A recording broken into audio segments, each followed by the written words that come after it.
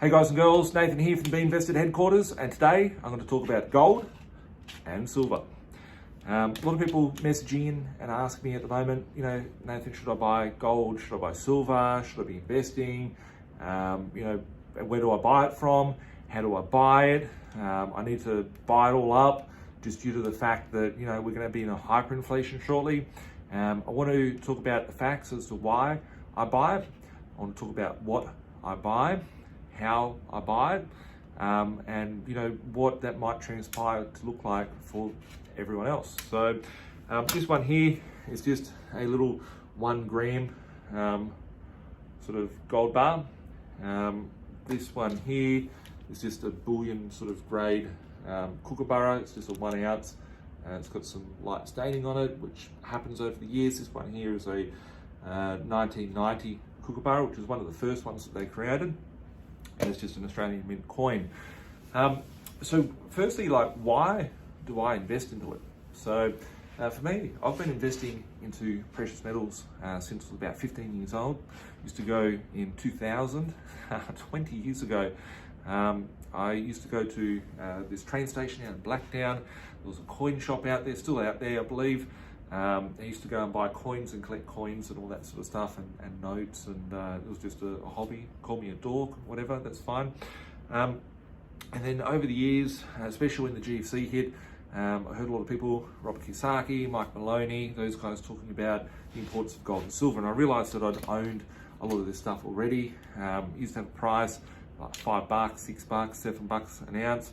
These coins, if you have a look at this is a 1 ounce coin. It's got a $5 face value. Most bullion grade sort of coins that you get from the Perth Mint would have a $1 value, $1 face value. If you have a 1 kilo coin, which is like a dinner plate size, it's like a coin, would have a $30 value. So without going too deep into the origins of how currency works, because I've talked a lot about that out there in the market, or without going into too much detail about the Monetary Act of 1959, understanding how the value at the back of the bullion works. Just want to talk about what got me into it. So I started collecting it because I just thought I can't sign a contract on a property. I'll start buying some sort of asset. I used to work, earn money in a family business. It was a fish shop, like selling goldfish and tropical fish and aquariums and whatnot. And I was saving up for my first deposit, and I just started buying bits of bullion for the fun of it. Later on, in the later years, I heard about the GFC. When the GFC was coming, people were talking about gold, silver, should be buying it, whatnot. Everyone was expecting it to go to $1,000 or $500 an ounce for silver. An ounce of silver currently in the market in Australia is probably about $35-40 if you can get your hands onto it.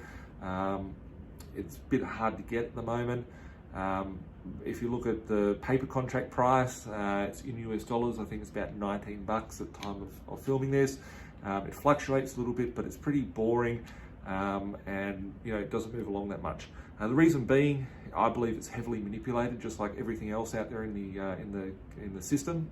And the reason being is that this is what money used to be. And if you look at the coins that you have, they're representations of gold and silver, 5, 10, 20 and 50 cent pieces, the silver coins, and you have a look at the gold $1 and $2 coins, they're a symbolism of what $1 and $2 used to look like as well. Looking at how it benefits me, why do I have it in my portfolio? The reason why I have it is just a hedge against inflation. It's not as an investment at all. These bits of metal do absolutely nothing. They just sit there. They get more tarnished and tarnished over the years. Some of the coins that I have are collector pieces. Some of the coins that I have are just purely for bullion. Some of them for a numismatic value. Some of them I have as bars and different stuff like that. With gold and stuff like that, I'm not as big fan. A lot of people aren't as big fans for gold. I do have some. This thing here, I think it's about $100. I think it's selling for about $150 at the moment. This thing here, I think I paid like $90 or something like that. And I've got them in bulk. I've got 10 of them or something at the time. These things here, should you go out and pour your money into buying precious metals? I don't like them so much because they don't bring a cash flow. I don't like them because you can't leverage them. Unlike purchasing a property, you can go get a loan on that.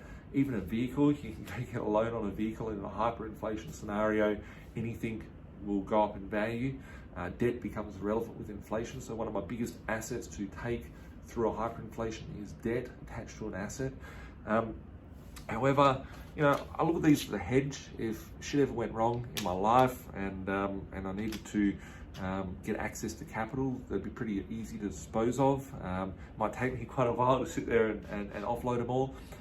However, they're just something. If you look at most, Eastern, civilizations, they hand around gold, silver, whatnot as intergenerational bits of wealth to be able to pass sort of heirlooms down from different generations. So, looking at precious metals for me, I don't look at them as an investment.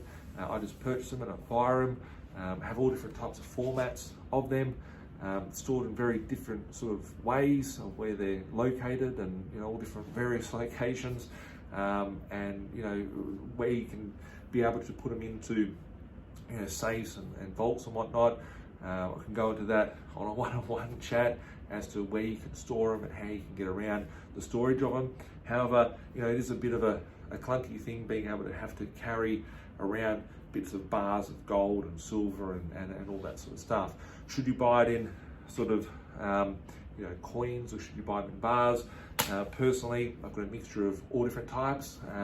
There has been confiscation periods throughout history where they haven't touched coins, but they have touched bullion.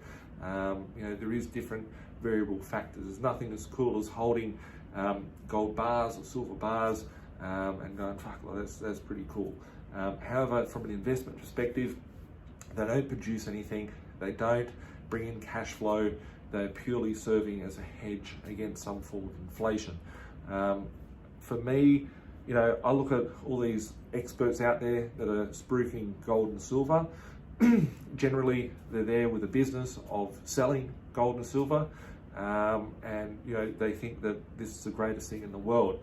One thing we need to look at is if we go to the silver price in 1980, the US silver price in 1980 was $50. If we look at the US dollar of it today, it is about $19, as I said beforehand.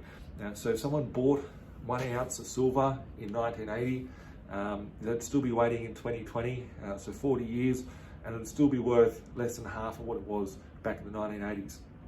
Will it go to $500 an ounce, like a lot of people say? It possibly could one day, but what would the currency buy at that point in time? So I think you need to look at, how would it fit into your strategy? How is it going to help you sort of, protect yourself? How is it going to be an investment in your position? Because it's not an investment, it's just a hedge against inflation. I don't know anybody that's on YouTube who's actually made money out of storing precious metals. A lot of people be like, you've got to have 1,000 ounces of silver, you've got to have 500 ounces of silver, or whatever the case may be. Most of these people are like, when the silver price goes up, I'm going to use that to buy a house, I'm going to use that to buy a property. And it's like these people that go out there and spruik precious metals generally haven't got anything, haven't got wealth as far as tangible assets to their name. So be very careful of who is touting precious metals and investing in the gold and silver. Silver specifically, everyone's going to say, these are the things that people say, it's an industrial precious metal, it's needed in all electrical devices, they've got to run out of silver in the world, we're going to run out of production of silver, it's going to become too expensive. The one thing that I agree on is the cost of producing it and pulling that shit out of the ground will become too expensive, and we will see the prices go up in the future. However, looking at these people that are out there, I don't know any of them that are successful and own lots and lots of precious metal, let alone made it using precious metals. So for me personally, I am very heavily invested into precious metals. Storing of it is always a difficult thing because I put it in different locations in order to, if you leave it in a bank, if the bank goes under, they can take your asset, it can be seized or whatever the case may be. So you need to be very careful as to who you trust in order to be able to hold and secure your precious metals if you do go down that road of purchasing them. But For me, they play a part of my portfolio.